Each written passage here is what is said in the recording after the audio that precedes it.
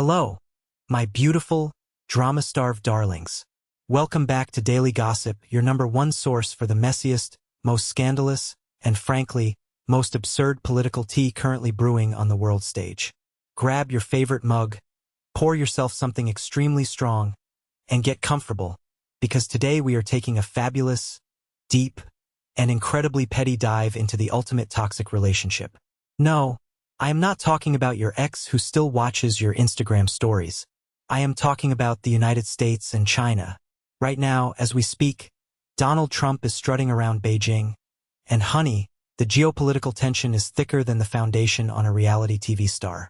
We are witnessing what happens when you take the highest stakes economic standoff in human history and wrap it in the ego of a reality television presidency. It is a spectacle. It is a circus. And lucky for you, I have front row tickets and absolutely no filter. Let us set the scene, shall we? You all remember the history books, right? Back in the day, the US and China broke the ice with something literally called, and quote, ping-pong diplomacy. And quote, yes, half a century ago, a bunch of guys in tiny shorts smacking a little plastic ball across a table was the pinnacle of international relations. It was cute. It was sporty.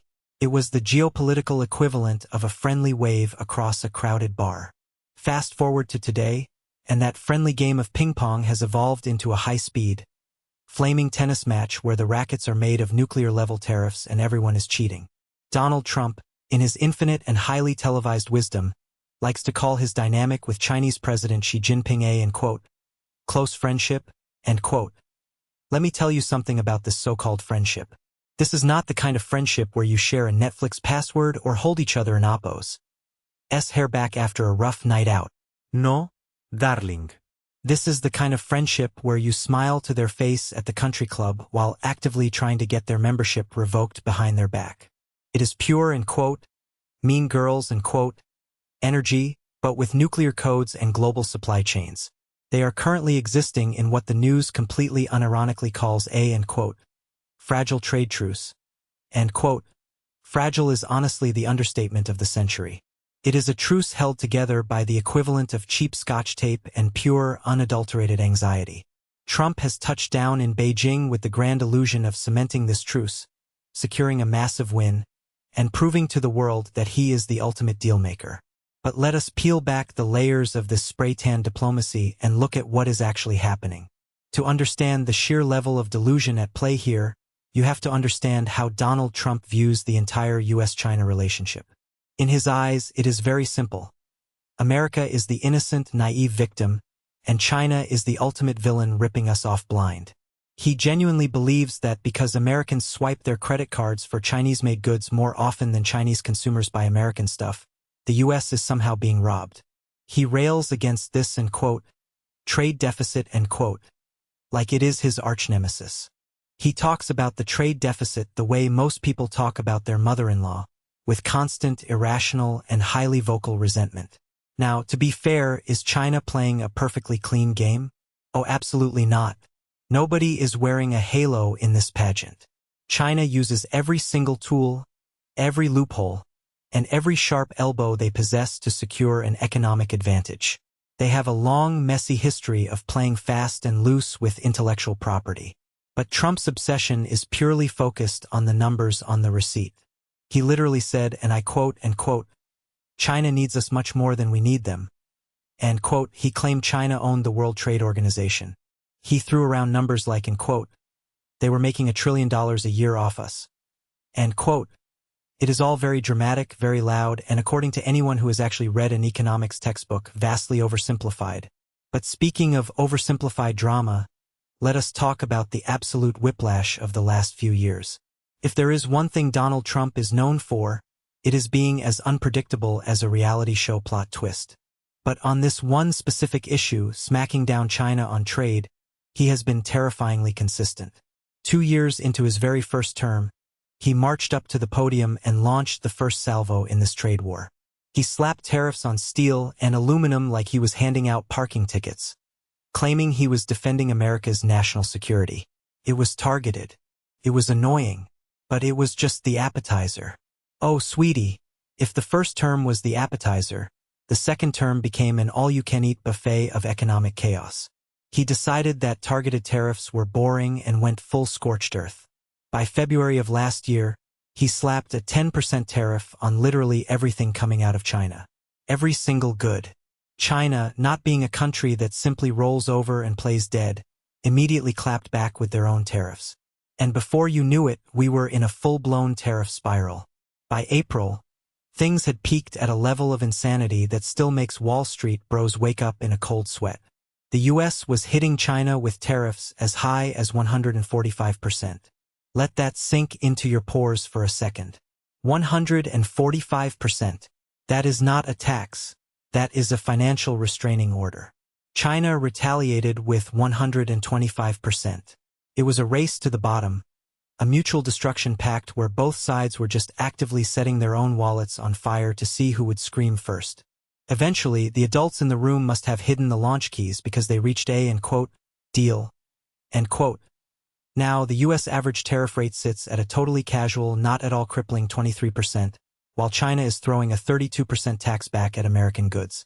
The Peterson Institute, bless those nerds and their spreadsheets, pointed out that all this aggressive financial posturing is actually causing mutually detrimental consequences, which is just a very fancy, think tank way of saying, end quote, congratulations, you played yourselves, end quote.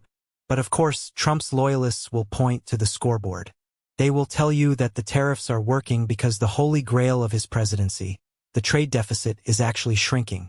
Back in 2018, the U.S. was in the hole for over $400 billion. Now, after years of financial warfare, it is down to roughly $200 billion. So yay? Pop the cheap champagne? Not quite, darling. Let us bring in the experts to spill the real tea, because the spin on this is dizzying. We have people like Mary Lovely from the Peterson Institute and Doug Bandow, a guy who used to whisper in Ronald Reagan's ear back when shoulder pads were mandatory. And they are looking at this situation and practically pulling their hair out. When asked if China is actually ripping off the U.S., they give you the classic, nuanced and quote, well, it inapos es complicated, end quote. Sure, back in the day, China had a nasty habit of, end quote, borrowing, end quote, U.S. technology without asking. But plot twist, China is actually highly innovative now. They have tightened up their own intellectual property laws because they suddenly have stuff worth stealing too. The real gag here is that Trump's obsession with the trade deficit is basically him hyperventilating over a math equation. Doug Bandow pointed out that a trade deficit is just an accounting number. It is not a ripoff. We are giving them pieces of green paper, and they are giving us flat-screen TVs, cheap clothes, and the electronics that keep us all glued to our screens. That is a pretty fabulous deal for the American consumer. Mary Lovely had the absolute best analogy for this, and I am stealing it immediately. She said obsessing over the bilateral trade deficit is like complaining that you have a trade deficit with your local grocery store. Honey, of course you give the grocery store more money than they give you. They have the food and you need to eat. You don an appos. Demand the cashier buy your old shoes just to balance the books. The same goes for international trade. The U.S. buys mass-produced electronics and clothes from China to keep our domestic prices from looking like a luxury boutique. In return, the U.S. exports big-ticket, high-glamour items. We are talking jet planes, complex chemicals, and advanced semiconductors. But here is where the story gets incredibly dark, and where Trump's whole, end quote, I am the biggest bully on the playground, end quote, routine completely falls apart. Because while Trump is busy screaming about soybeans and overall deficit numbers, he is completely missing the actual geopolitical chokehold China has on the United States. Enter the real villain of our story, supply chain dependency. Let us talk about rare earths. If you don an appos, know what rare earths are, don an appos. Worry, neither did half of Washington until it was almost too late. Rare earths are the magical little minerals that make our modern world function. They go into our smartphones, our electric car motors, our robotics, and crucially, our advanced military defense systems. And guess who holds the absolute monopoly on this? Ding ding ding. China. China mines about 70% of the world and appos' rare earth minerals. But mining is just the dirty work. The real flex is that they process 90% of rare earth magnets. They have the United States in an absolute headlock when it comes to the very ingredients needed to run a 21st century empire. And if you thought that was wild, Let me remind you what happened during the peak of that absolutely unhinged 145% tariff war. Trump was up there beating his chest, thinking he had China backed into a corner. And what did Beijing do? They quietly, coolly, and with lethal precision, simply choked off the export of rare earths to the US. They basically looked at Trump and said, and quote, "Oh, you want to play rough? Let and oppose. See how your military and tech sectors run without our shiny rocks." End quote. And what happened? Trump folded. The tariffs stopped. It was the ultimate geopolitical Uno reverse card. It proved that while the US loves to throw its weight around, China actually has the power to turn the lights out. Mary Lovely essentially called it shocking that the president and oppose people didn't and oppose see this coming. China realized they had a trump card, pun absolutely intended, and now they are walking into this current Beijing summit radiating smug, untouchable confidence. They took a page right out of the American playbook of economic coercion, slapped a fresh coat of red paint on it, and beat us over the head with it. And rare earths aren't and oppose even the only thing keeping American politicians awake at night. The US gets 25% of its active pharmaceutical ingredients from China. Half of the global production of printed circuit boards, the literal building blocks of all electronics, comes from China. So, when Trump is yelling about tariffs on children and oppose rubber boots to balance a spreadsheet, the experts are screaming, and quote, "Who cares about the boots? Donald? We can and oppose make our own medicine or build our own missiles." End quote. It is the definition of losing the forest for the trees, and it is a masterclass in missing the point. But let us pivot back to the absolute circus that is currently touching down in Beijing, because you cannot have a high-stakes diplomatic trip without an impossibly VIP guest list. Trump didn't and oppose just bring politicians. He brought a glittering, ego-driven entourage of American billionaires. It is basically the Met Gala of capitalism flying Air Force One. The goal? To pressure Xi Jinping into opening up the Chinese market so these megacorporations can make even more money. Let us do a quick rundown of the squad, shall we? First up, we have Tim Cook representing Apple. No surprise there. Tim is practically married to the Chinese manufacturing sector. Without China, your iPhone would cost as much as a used Honda. Apple is desperately trying to stay in Beijing and oppose good graces, supposedly offering to pour more money into Chinese research centers and green energy projects. Tim is basically showing up with a bouquet of roses and a mixtape, begging China not to kick Apple out of the factory. Then we have the ultimate agent of chaos himself, Elon Musk. The richest man in the world, the owner of Tesla, SpaceX, and the platform formerly known as Twitter. Elon has massive, deep-rooted business interests in China. Half of his cars and his precious batteries are built there. You just know Elon is swaggering around Beijing, probably trying to pitch Xi Jinping on a mission to Mars, all while quietly praying his gigafactories Don and oppose get nationalized. Next on the guest list is Dina Powell McCormick representing Meta. This one is extra spicy, honey.